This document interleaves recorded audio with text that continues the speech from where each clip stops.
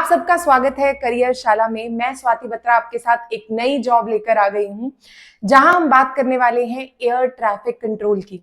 अगर आपने कर रखी है मैथमेटिक्स और फिजिक्स अपनी ग्रेजुएशन में, यानी कि अगर आपने कर रखी है BSc with maths and physics या कर रखी है बीई बीटेक, ऐसा कुछ अगर आपने कर रखा है तो आप जा सकते हैं इस एग्जाम के लिए।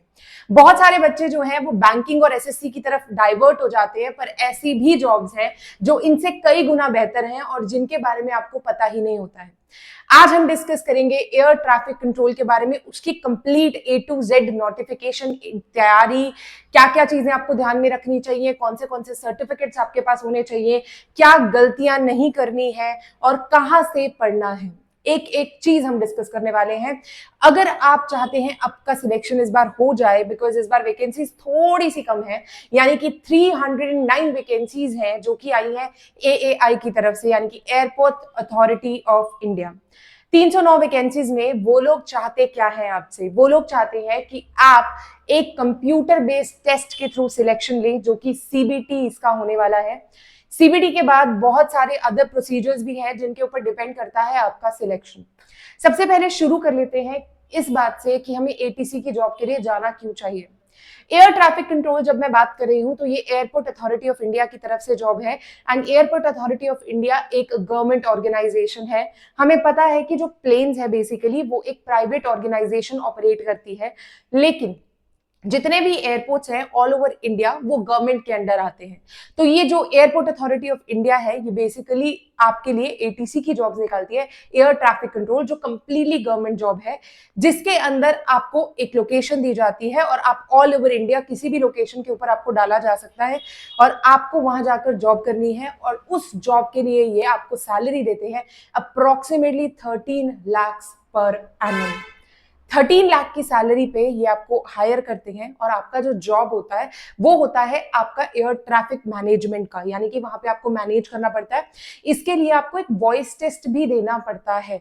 तो मैं पहले ही बता दूं, अगर आपकी वॉइस उतनी बढ़िया नहीं है तो भी आपको दिक्कत आ सकती है, because there is going to be a voice test for you. Okay, so सिर्फ एग्जाम नहीं है, एग्जाम के साथ आपका वॉइस टेस्ट भी है, उसके साथ आपका डॉक्यूमेंट वेरिफिकेशन भी है, उसके साथ और भी चीजें हैं, यानी कि आपके बहुत सारे टेस्ट भी हैं जो आपके दिए जाएंगे जस्ट बिकॉज आपको उधर एनरोल होना है, और उसके बाद आपका वेरिफिकेशन भी किया जाएगा। ये सब चीजें क्लियर करने के बाद आप लग जाते हैं एयर ट्रैफिक कंट्रोलर। अगर मैं बात करूं इस जॉब की तो ये जॉब सबसे बढ़िया है। अगर आप बात करें बैंकिंग की, बैंकिंग सेक्टर के अंदर इतना प्रेशर होता है कि आपको ये तो पता है कि आपने जाना कब है, लेकिन वापस कब आना है इसका कोई टाइम नहीं है। अगर हम बात करें क्लैरिकल की, क्लैरिकल में सैलरी उतनी अच्छी नहीं है, पीओ के लिए मैंने आपको बता दिया work pressure is quite high. अगर एसएससी की बात करूं तो एसएससी की जो जॉब्स हैं दे आर कंप्लीटली उतना पे स्केल नहीं दे पाती है जितना ये जॉब देती है। इवन इसमें आपको 2 साल के बाद अच्छा खासा ह्यूमिनेशन भी आना शुरू हो जाता है। तो अगर आप किसी जॉब के लिए प्रिपेयर कर रहे हैं, आपने बीई कर रखी है, बीटेक कर रखी है, बीएससी कर रखी है, तो this is going to be the best job for you. जाके फटाफट से अप्लाई कर दो and you can also clear it. 309 jobs है। Most of the people don't apply because they think they are not capable enough. आधे से ज्यादा जनता इस जॉब के लिए अप्लाई ही नहीं करती है क्योंकि ये टेक्निकल काइंड ऑफ पेपर है, ये सोचकर कि वो इतने कैपेबल नहीं है या पेपर उनसे क्लियर होगा ही नहीं। पर ऐसा नहीं है, ये पेपर एक अच्छा मौका है अपने आप को साबित करने का। और अगर आप एसएससी और बैंकिंग में देखें, the competition is very high. यहाँ पे जो लोग भरते हैं बहुत कम भरते हैं, सुन तो सब लेते हैं, लेकिन फॉर्म भरना और पेपर देने जाने के बीच में जो गैप है वो बहुत ज्यादा है। तो इसलिए ये जॉब आपकी हो सकती है। आपको लगेगा कि इतनी सारी वीडियोस आ गई, इतने लोगों ने बोल दिया, इतने लोगों ने बता दिया, लेकिन बहुत कम लोग हैं जो इसके लिए अप्लाई करते हैं। Please go and apply for this job. अगर आपकी एज 27 ईयर्स से कम है, तो आपकी एज 27 ईयर्स या 27 ईयर्स से कम है तो आप इस जॉब के लिए अप्लाई कर सकते हैं। You are applicable for this job. I would like to say one thing in this कि अगर आप जॉब के लिए अप्लाई कर रहे हैं तो कुछ चीजें अपने दिमाग में रखिए कि आपको रिलोकेट तो करना पड़ेगा। मतलब आपकी जहां भी रह रहे हैं वहां पर जॉब नहीं मिलेगी, आपको रिलोकेट करना पड़ेगा। दूसरा, they are going to give you a lot of कहते हैं ना, लॉट ऑफ सुविधाएं मिलेंगी आपको, बहुत सारी चीजें मिलेंगी जहां से आप एक जॉब सेटिस्फेक्शन लेवल यहाँ से जनरेट कर सकते हैं। तीसरी चीज यहाँ पे ये है कि आप एयरपोर्ट में काम करने वाले हैं। Airport is one of the richest area of the world. बहुत बढ़िया जगह है काम करने के लिए, तो ये भी आपके लिए एक कहते हैं ना पर्क होगा कि आपको वहां पे काम करने का मौका मिलेगा। And this job is good for women. अगर मैं कहूँ कि फीमेल्स के लिए ये जॉब बहुत बढ़िया जॉब है, और इसमें आपको इतना कोई वर्कलोड भी नहीं है, आपको घर कुछ नहीं लेके जाना है, आप उधर ही काम करेंगे, उधर ही फिनिश ऑफ करेंगे एंड आप घर आ जाएंगे। अगर बैंकिंग की बात करें या एसएससी की बात करें, there are times you have to go under pressure. SSC में इतना नहीं है, लेकिन बैंकिंग में बहुत ज्यादा है। So this is the best job which you can apply for, and if you get selected, you will be the lucky one to be ATC. इसके अंदर गवर्नमेंट ऑफ इंडिया ने काफी सारे आपको पर्क्स भी दे रखे हैं जो कि आपको मिलते हैं सैलरी के साथ। अब बात करते हैं तैयारी की। अगर तैयारी की बात करूं तो तैयारी कहां से करनी चाहिए, कैसे करनी चाहिए, उसके बारे में बात कर लेते हैं। बहुत सारे बच्चे इसके लिए एक परफेक्ट बुक ढूंढने लग जाएंगे, पर मेरी मानिए परफेक्ट बुक एग्जिस्ट ही नहीं करती है। इसके लिए कोई परफेक्ट बुक बनी नहीं है, और किसी बुक पे रिलाई करना भी मत, बिकॉज बहुत सारी बुक्स तुम्हें मिलेंगी जो बहुत सारा मटेरियल बताएंगी, लेकिन इतने करने की जरूरत ही नहीं है, यानी कि इतनी रिक्वायरमेंट ही नहीं है, तो क्यों इसके पीछे भागना। 120 मार्क्स का पेपर होगा, उसके अंदर आपके पास आएगी general awareness, English, reasoning, quantitative aptitude, उसके बाद फिजिक्स और मैथ्स। अगर टेक्निकल की बात करें, सिर्फ टेक्निकल की अगर बात करें, मैथ्स और फिजिक्स, आपने तैयारी कहां से करनी है, आपने अपनी +1 और 12th की बोर्ड्स की बुक उठा लेनी है, और मेंस की तैयारी जो भी चैनल करा रहा है, आप वहां से अपनी तैयारी को कर सकते हैं।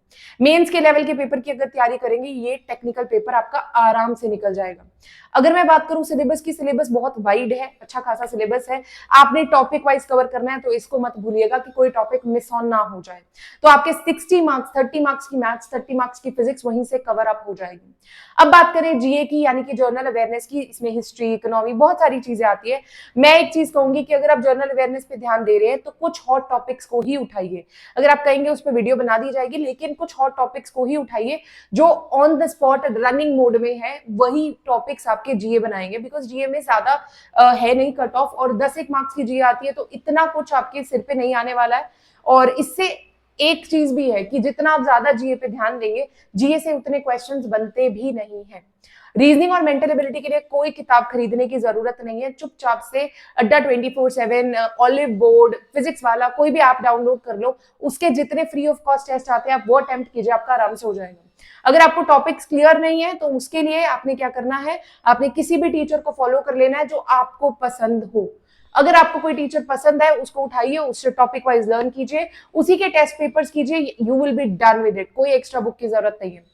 इंग्लिश के लिए एक चीज मैं कहना चाहूंगी कि नीतू मैम की एक बुक आती है, जिसका लिंक मैंने डिस्क्रिप्शन में डाल दिया है, आप वो बुक ले सकते हैं, तैयारी कर सकते हैं इंग्लिश के लिए। और वो कैब के लिए भी आपके पास एक लाल रंग की छोटी सी बुक आती है, आई जस्ट मेंशन, नॉर्मन करके है कुछ, तो I mention in the description, आप वो ले सकते हैं वो कैब के लिए। और नीतू मैम की बुक बहुत अच्छी है। अगर वो भी नहीं लेनी है, तो निमिषा मैम है, उन्होंने 120 रूल्स ऑफ ग्रामर कराए हैं, जो हर पेपर के लिए कैपेबल है, मतलब आपका हर पेपर क्लियर हो सकता है अगर आप उन रूल्स को अच्छे से कर ले तो वो रूल्स कर लीजिए। उसके बाद आप सॉल्विंग पे आ जाइए, your work will be completely done.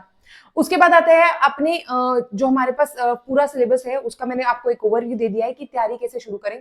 Paper कब होगा, पेपर आपका 2 महीने के बाद होगा। 2 महीने के बाद आपका 24 अप्रैल को विंडो खुल रहा है, और ये जाएगा मई तक, 25 मई तक। 1 महीना ये आपको पेपर भरने के लिए देंगे, उसके 1 महीने बाद ही पेपर होने वाला है। सो अप्रोक्सीमेटली 2+ मंथ्स आपके पास है तैयारी के लिए। तो तैयारी का सही टाइम अभी है। अगर आप अभी तैयारी करेंगे तो बहुत अच्छा रहेगा आपके लिए, और आपकी तैयारी में भी दम रहेगा। लास्ट चीज मैं कहना चाहूंगी, प्लीज अपना 11th का सिलेबस छोड़िएगा मत, because most of the questions were from 11th।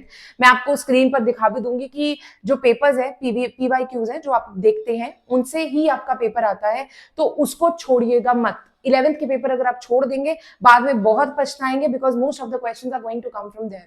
उसके बाद जब हम सिलेबस कवर अप कर लेते हैं, उसके बाद आपका DV होता है, डॉक्यूमेंट वेरिफिकेशन। डॉक्यूमेंट वेरिफिकेशन के लिए आपके पास सारे डॉक्यूमेंट्स तैयार होने चाहिए। और एक और चीज मैं बोलना चाहूंगी कि यहाँ पे आपके कुछ लैब टेस्ट होते हैं, जिनको मैंने स्क्रीन पे मेंशन कर दिया है।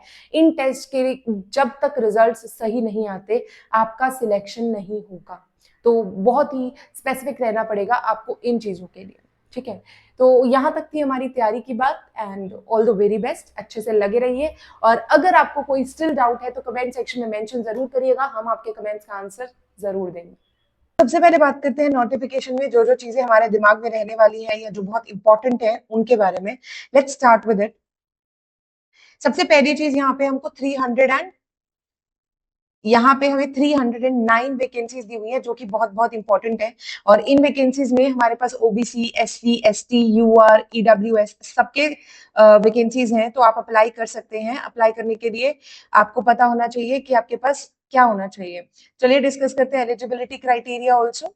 अगर एजुकेशनल क्वालिफिकेशन की मैं बात करूं, तो एजुकेशनल क्वालिफिकेशन में सबसे अच्छी बात जो ये कहना चाह रहे हैं कि आपको कोई 60%, 70% या 50% मार्क्स नहीं चाहिए। अगर आपने full time regular bachelors degree की हुई है इन फिजिक्स एंड मैथमेटिक्स, अगर आपने बीएससी कर रखी है या आपने बीटेक कर रखी है, आपके पास फिजिक्स और मैथमेटिक्स जैसे सब्जेक्ट हैं even in one of the curriculum, one of the semesters of the curriculum, तो भी आप इसके लिए एप्लीकेबल है। मेरी मान जाइए, प्लीज इसके लिए अप्लाई कर दीजिए अगर ऐसा कुछ है तो। यहाँ पे जो चीज आप भूल जाएंगे उसको मेंशन ऑन कर देते हैं। English is very very important. अगर आपने इंग्लिश का एग्जाम दे रखा है 10th या 12th स्टैंडर्ड का, तभी आप इसके लिए अप्लाई कर सकते हैं। और आपकी जो प्रोफिशिएंसी है बोथ रिटन एंड स्पोकन में होनी चाहिए। आपकी प्रोफिशिएंसी रिटन और स्पोकन में बहुत बहुत ज्यादा जरूरी है, एटलीस्ट 10+2 लेवल की, तब जाके आपको यहाँ पे रखा जाएगा। Otherwise there will be a problem. So इसको थोड़ा सा आपको देखना पड़ेगा कि this requirement should be fulfilled. अगर आगे की बात करें तो आगे हमारे पास डिग्री आपको पता होना चाहिए कि फ्रॉम अ रिकॉग्नाइज्ड यूनिवर्सिटी होनी चाहिए, मार्क्स सही होने चाहिए। आपकी जो एज लिमिट है, अगर मैं एज लिमिट की बात करूं तो एज लिमिट यहाँ पे 27 ईयर्स दी हुई है। 27 ईयर्स आपकी 24 मई तक हो जानी चाहिए। यानी कि अगर 24 मई के बाद आपकी एज बढ़ जाती है, यू आर नॉट एलिजिबल। आपको 27 ईयर्स का होना चाहिए 24 मई तक। तो अगर आप 27 ईयर्स के हो जाते हैं या 27 ईयर्स से ज्यादा हो जाते हैं उस टाइम तक, तो बेसिकली आप अप्लाई नहीं कर सकते। ठीक है, याद रखिए कि अगर आपका बर्थडे मई में भी है और आपकी डेट निकल जाती है तो भी आप अप्लाई नहीं कर सकते। So please keep in mind. अब बात आती है रिलैक्सेशन की, तो ये एज रिलैक्सेशन आपको दिया हुआ है, that is basically 5 years for SC ST, 3 years for OBC, 10 years for PWD and ex serviceman वगैरह का भी है, आप चेक ऑन कर सकते हैं ये एज रिलैक्सेशन। अब बात करते हैं फॉर्म फिलिंग की। फॉर्म फिलिंग जो शुरू हो रही है दैट इज 25 अप्रैल से 24 मई तक। ठीक है, this is basically when the form is starting. And इसके बाद जूनियर एग्जीक्यूटिव में हमारे पास जो सैलरी है वो रहती है 40,000 से 1,40,000 का जो ब्रैकेट है वहां पे। आपका 13 लाख पर एनम का बनता है सीटीसी। तो इसके साथ perks, gratuity, social security schemes, medical benefits, आपको बहुत कुछ मिलता है। तो ये बहुत इंपॉर्टेंट है। पे प्रोटेक्शन रहेगी, अगर आप किसी डिपार्टमेंट से स्विच करना चाहते हैं और इस डिपार्टमेंट में आना चाहते हैं आप तो भी अप्लाई कर सकते हैं, पे प्रोटेक्शन रहेगी। तो प्लीज इसको देख के आप अप्लाई करना चाहें तो आप बिल्कुल अप्लाई कर सकते हैं। उसके बाद अगर मैं बात करूं सर्टिफिकेट की, तो आपके पास 25 से 26 वाले सर्टिफिकेट्स होने चाहिए, दैट इज FY 25 to 26। आपका ओबीसी एनसीएल का अगर सर्टिफिकेट है वो, अगर आपके पास कोई और सर्टिफिकेट है, कास्ट सर्टिफिकेट देखिए चल जाएंगे पुराने, तो वो तो है ही नहीं, बट हाँ आपके पास अगर कोई और सर्टिफिकेट है जो ईयरली बेसिस पे बनता है वो इस बार का होना चाहिए। इवन ईडब्ल्यूएस का FY ईयर इन्होंने 25 to 26 लिखा है। सो प्लीज इस बात का बिल्कुल बिल्कुल ध्यान रखिए कि आपके फॉर्म्स या सर्टिफिकेट्स बिल्कुल अपडेटेड हो, तभी जाके आप इसके लिए एप्लीकेबल होंगे। ठीक है, वेल एडवांस में आप बनवा लीजिए, आपके लिए बेहतर रहेगा, बाद में आपको दिक्कत होने वाली है। आपके सारे के सारे सर्टिफिकेट्स जो है वो बेसिकली इस दिन तक, इस डेट तक आपके सबमिट होने के लायक होने चाहिए, क्योंकि ये कभी भी आपसे मांग सकते हैं। So basically you have to be very clear about it. ठीक है, और आपके जो सर्टिफिकेट्स है वो हिंदी और इंग्लिश में होने चाहिए। यहाँ क्लियर लिखा हुआ है, अगर नहीं बना हुआ किसी और भाषा में है तो प्लीज उसको सही करवा लीजिए, हिंदी और इंग्लिश में ही होने चाहिए। ठीक है, where subject specific subject is required in qualifying degree, जो हमें सब्जेक्ट चाहिए वो क्वालिफाई होना जरूरी है। ठीक है, क्वालिफाई होना जरूरी है। उसी यूनिवर्सिटी में जहां पे आप कर रहे हैं आप वहां का बेसिकली दिखा सकते हैं। In an integrated masters degree candidate will have to produce a certificate at the time of application, verification in support of possession of bachelor. अगर आप किसी इंटीग्रेटेड कोर्स में है जो कि 4 years या 5 years वाला है, अगर आपकी बैचलर्स कंप्लीट हो चुकी है तो आप बेसिकली उसका सर्टिफिकेट वहां पे शो ऑन कर सकते हैं, स्टेटमेंट ऑफ मार्क्स से भी काम चल जाएगा। यूनिवर्सिटी से इशू करवा के आप पार्टिसिपेट कर सकते हैं। अगर सिलेक्शन प्रोसेस की बात करूं तो सिलेक्शन प्रोसेस के अंदर application form and ensure that he और she fulfills the eligibility criteria, सारे के सारे एलिजिबिलिटी क्राइटेरिया पूरे होने चाहिए। कंप्यूटर बेस्ड टेस्ट होगा, उसके बाद आपका जो भी सिलेबस है वो बेसिकली डाल दिया जाएगा। हमने पिछले के बेसिस के ऊपर सिलेबस निकाला भी है, सो आप वो भी चेक ऑन कर सकते हैं, ठीक है। और there is no negative marking, सबसे अच्छी बात, बेस्ट बात, no negative marking in this paper. और ये बहुत पेपर से इजी भी है बिकॉज एक ही पेपर है, एग्जाम है। उसके बाद सारे के सारे ये होंगे application verification, voice test, psychoactive test and psychological assessment, physical medical examination as applicable. ये सब चीजें होने वाली हैं, इसके लिए आपको तैयार रहना है, ठीक है। आपको रोल नंबर आप डाउनलोड कर सकते हैं एडमिट कार्ड अपनी वेबसाइट से, जब भी देखेंगे तो आ जाएगा, ठीक है। और एक चीज याद रखिए, आपको अपने ओरिजिनल सर्टिफिकेट ही प्रोड्यूस करने हैं एप्लीकेशन वेरिफिकेशन के टाइम पे। और अगर आप किसी भी बॉडी में ऑलरेडी काम कर रहे हैं तो आपको एनओसी लाना इंपॉर्टेंट है।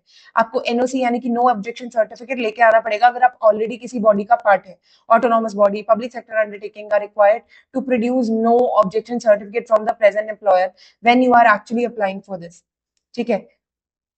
अब बात कर लेते हैं टेस्ट की। जो आपका साइको एक्टिव टेस्ट है उसके अंदर ये सारे के सारे टेस्ट होंगे, तो आप प्लीज चेक ऑन कर लीजिए, ये नॉन नेगेटिव आने चाहिए, तभी आप एलिजिबल हैं, अदरवाइज आप एलिजिबल नहीं है, ठीक है। उसके बाद provisional selection of the candidates will be done. और याद रखिए कि आपको सारे के सारे टेस्ट क्लियर करने पड़ेंगे, प्रोविजनली आपको कर दिया जाएगा। लेकिन यहाँ पे एक और इम्पोर्टेंट पॉइंट है, on selection candidate shall also attain ICAO language minimum proficiency level 4। इससे आपको एक सर्टिफिकेट लेना पड़ेगा प्रोफिशिएंसी लेवल 4 का, अगर वो आप अटेन नहीं कर पाते then you shall be terminated. तो इस बात का ध्यान रखिएगा, ये आपको करना ही पड़ेगा, अगर आप नहीं कर पाते तो आपको निकाल दिया जाए, ठीक है। तो this is very very important, please check it on, ठीक है। अब सिलेक्टेड कैंडिडेट्स आप पोस्टेड कहीं भी हो सकते हैं इंडिया के अंदर, ये चीज बोलने की जरूरत नहीं होनी चाहिए, आपकी पोस्टिंग कहीं भी इंडिया के अंदर हो सकती है।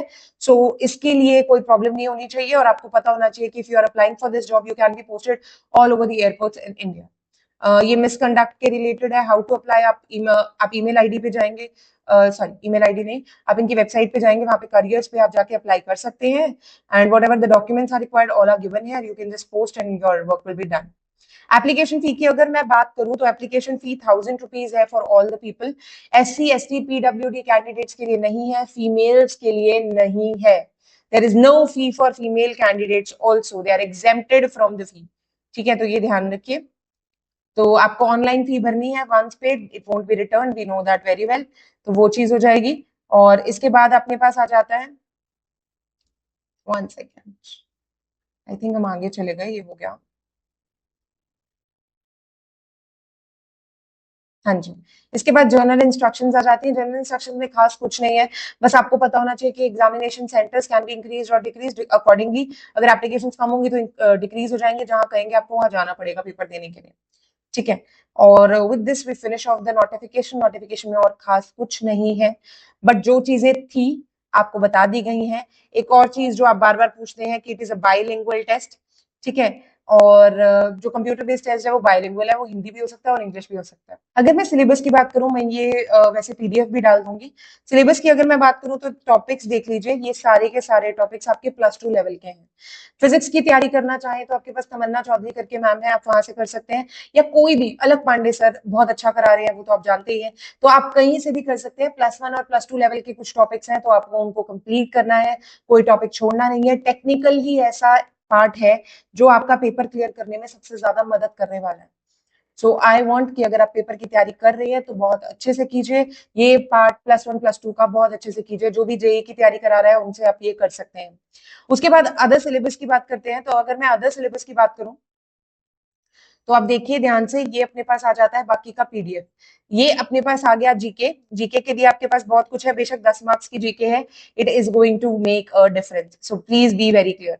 रीजनिंग और क्वांट्स अपनी 15-15 मार्क्स की है। उसके बाद इंग्लिश अगर बात करें तो इंग्लिश जो है वो 20 मार्क्स की है। इंग्लिश आप नीतू मैम से पढ़ सकते हैं, नीतू मैम बढ़िया करा रहे हैं, तो उनके साथ कुछ बुक्स हैं जो मैं नीचे लिंक ऑन डाल दूंगी, तो आप वहां से भी तैयारी को कर सकते हैं, ठीक है। सो वो भी इंपॉर्टेंट है। क्वांट्स और रीजनिंग की तैयारी एसएससी सीजीएल लेवल की करिए। आप कहीं से तैयारी कर रहे हैं, आपने टॉपिक्स कर रखे हैं, क्वेश्चन कीजिए, मैक्सिमम से मैक्सिमम उतना ही आएगा, उससे ज्यादा नहीं आएगा।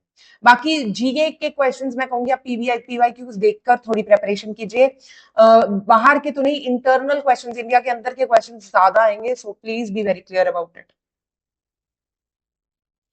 अब चलते हैं आगे एग्जाम पैटर्न की तरफ। एग्जाम पैटर्न आई नो सबने देख लिया होगा। Online written examination, voice test, document verification, medical examination सब है। तो इसके बाद आपके पास पार्ट ए आपका जीके का है, इंग्लिश का, एप्टीट्यूड का है जो आपको करना है। पार्ट बी आपका टेक्निकल नॉलेज का है जो मैं ऑलरेडी बता चुकी हूँ कि कौन सी 12th क्लास की फिजिक्स और 12th क्लास की मैथमेटिक्स। इसका मतलब ये नहीं है कि +1 नहीं करेंगे, +1 +2 दोनों मिलके टॉपिक्स बन रहे हैं। ठीक है, सो यहाँ पे हमारे पास आ गया I ATC exam pattern details. Online computer based test होने वाला है, मल्टीपल चॉइस क्वेश्चंस होने वाले हैं, you have to be very clear about it. 120 questions 2 hours, और आपको कंप्लीट करना है 1 मिनट में एक क्वेश्चन लगाकर चलिए, क्योंकि 2 घंटे मतलब 120 मिनट्स, और आपके पास 1 घंटे मतलब कंप्लीट करना 1 मिनट 1 क्वेश्चन। ऐसा होगा नहीं, डेफिनेटली मैथ्स के लिए आपको टाइम लगेगा, तो आपको कुछ एक क्वेश्चन 30-30 सेकंड, इंग्लिश जैसे 30 सेकंड पर क्वेश्चन पे नहीं करनी होगी, खत्म करनी होगी बेसिकली, तो वो आप चेक ऑन कर सकते हैं। This is basically the exam pattern, you can see it there. तो जैसे ही आपका पेपर हो जाएगा तो आपकी तैयारी भी बढ़िया होनी चाहिए। अब करते हैं कट ऑफ की बात। देखिए यहाँ कट ऑफ थोड़ा हाई है, क्योंकि टेक्निकल पार्ट आ जाता है जहाँ पे, तो कट ऑफ बनता ही है। सो यहाँ पे अपने पास जर्नल में 103.06 है, उसके बाद आपका वॉइस टेस्ट वगैरह होके 103.33 हो गया। ईडब्ल्यूएस, ओबीसी, एससी, एसटी सबका दिया हुआ है, तो वॉइस टेस्ट के भी मार्क्स लगेंगे। सो प्लीज बी वेरी क्लियर, सब कुछ आपका इंपॉर्टेंट है और आपको सबके लिए ही तैयारी करनी है और बहुत अच्छे से तैयारी करनी है। तो ये नोटिफिकेशन एटीसी की इस वेबसाइट से उठाया गया, वेटेज आपको पता लग गई, मार्क्स वगैरह, और आपको ये आइडिया होना चाहिए कि ये सारे के सारे क्वेश्चंस, ये सारे के सारे आपके जो क्वेश्चंस है basically there is no negative marking, 120 marks के होने वाले हैं। एंड आपके जो है 10+2 लेवल की टेक्निकल पार्ट आने वाला है, एप्लीकेशंस, मैथमेटिक्स, फिजिक्स, बेसिक्स सब वहीं से आने वाले हैं, so do not take tension for it. अब चलते हैं क्वेश्चन पेपर के ऊपर। अगर मैं क्वेश्चन पेपर की बात करूं तो क्वेश्चन पेपर मेरे हिसाब से सबको पहले क्वेश्चन पेपर ही देखना चाहिए। अगर क्वेश्चन पेपर नहीं देखेंगे तो एक आइडिया नहीं रहेगा कि पेपर किस तरह का होने वाला है। छोटी छोटी डिटेल्स हैं जो आपको दिमाग में रखनी है और उनके हिसाब से ही अपनी तैयारी करनी है, क्योंकि अगर तैयारी प्रॉपर नहीं होगी तो पेपर क्लियर करना बहुत मुश्किल हो जाएगा। So this is basically the paper you are able to see on the screen. ये आपकी जीए है, यानी कि जर्नल अवेयरनेस सारी की सारी, और या दिस इज जीए। जीए आपको करनी है, उसके बाद आ जाता है आपका जनरल इंटेलिजेंस का पेपर। ये आपके सीरीज वाले क्वेश्चन आ गए। I hope everybody has done these questions. ये क्वेश्चंस हम प्रैक्टिस भी करते हैं, सिटिंग अरेंजमेंट वाला क्वेश्चन। तो ये सारे के सारे बैंकिंग लेवल के नहीं है, एसएससी सीजीएल लेवल के हैं, थोड़े से मतलब मुश्किल नहीं है उस लेवल के, इतने मुश्किल क्वेश्चंस नहीं है। मैंने खुद किसी वेबसाइट से अभी पेपर उठाया है, तो बाकी पीवाईक्यूज में डाल दूंगी नीचे लिंक में, आप चेक ऑन कर सकते हैं। ठीक है, सो ये आपके पास बेसिक है, ज्यादा कोई हाई लेवल का पेपर नहीं होने वाला है, so you can just prepare it well. ठीक है, इंग्लिश में आपको कॉम्प्रीहेंशन वगैरह आएंगे, जैसे कॉम्प्रीहेंशन का पेपर होता है। इंग्लिश का लेवल थोड़ा ठीक है, I have seen that. So बाकी questions are bit easy on a easy part पे हैं, इतने मुश्किल नहीं है। जैसे सीजीएल का होता है, सीजीएल के पेपर में आपको पता है इतनी कैलकुलेशंस वगैरह नहीं होती है, so it is on that part only. Topics वही है, सेम है एग्जैक्टली। पीरियड टाइम हो गया, मार्क प्राइस हो गया, so these are basically the topics and you can see the paper is on that part. इसके बाद आप देख रहे हैं कि क्वेश्चन सारे के सारे बेसिकली आपके +1 +2 के हैं। आप पूरे चेक करेंगे ना तो भी आपको टॉपिक्स वहां से मिल जाएंगे, एक आधे क्वेश्चन को छोड़ के ज्यादा कोई ऐसा क्वेश्चन नहीं होगा जो कहीं और से हो। तो आपको लेवल वही करना है, ज्यादा कंफ्यूज नहीं होना है। तैयारी अभी से शुरू करिए, टाइम बहुत कम है। तैयारी में दम तभी होगा जब आप अच्छे से तैयारी पूरी करेंगे। Got it? So just work very hard, very very hard. ये मौका दोबारा नहीं आएगा। तो आई नो आप लोगों ने देख लिया सारी की सारी चीजों को, और अगर आपको लगता है कि आपकी तैयारी बढ़िया होनी चाहिए या बेस्ट होनी चाहिए तो आपको अभी से एफर्ट लगाना पड़ेगा। आप अगर जॉब प्रोफाइल की बात करें तो आपको पता होना चाहिए एयरपोर्ट्स पे ड्यूटी होने वाली है, and shifts are different. Day shift होगी, आफ्टरनून शिफ्ट होगी, नाइट शिफ्ट होगी। डे शिफ्ट और आफ्टरनून शिफ्ट 6 आवर्स की होती है, आपको 2 छुट्टियां भी मिलती हैं। You have ample amount of time to enjoy your life and live it properly. तो मेरे हिसाब से तो अप्लाई कर देना चाहिए, अगर आप साइंस बैकग्राउंड से हैं तो ऐसा मौका दोबारा आने वाला नहीं है। All the very best. अगर फिर भी आपके दिमाग में कुछ रह गया है, क्योंकि बुक्स मैंने टैग ऑन कर दी है, अगर टीचर्स चाहिए, टीचर्स आपको बहुत सारे अच्छे अच्छे कोर्सेज मिल जाएंगे ऑनलाइन जो आपको एटीसी के लिए पढ़ा रहे हैं। अगर आप मेरी रेफरेंस मांगेंगे तो मैं नेक्स्ट वीडियो बना दूंगी, बट डेफिनेटली मेरे हिसाब से अगर आप तैयारी टॉपिक वाइज करें, अपनी पसंद के टीचर से पढ़ें, यानी कि जो आपको समझ आता है, क्योंकि every person is not that capable कि वो हर आदमी को समझा देगा। किसी का समझने का लेवल कुछ होगा तो किसी का कुछ होगा। स्टिल मैंने आपको एक डिटेल बता दी है। अगर कुछ स्टिल आपके दिमाग में डाउट हो, कमेंट सेक्शन में मेंशन करना मत भूलिएगा। And thank you. करियरशाला के साथ जुड़े रहिए और लोगों से शेयर कीजिए हमारी वीडियो। आपको कुछ भी प्रॉब्लम हो, हम वहीं खड़े हैं आपके साथ जब तक आपकी नौकरी नहीं लग जाती। धन्यवाद।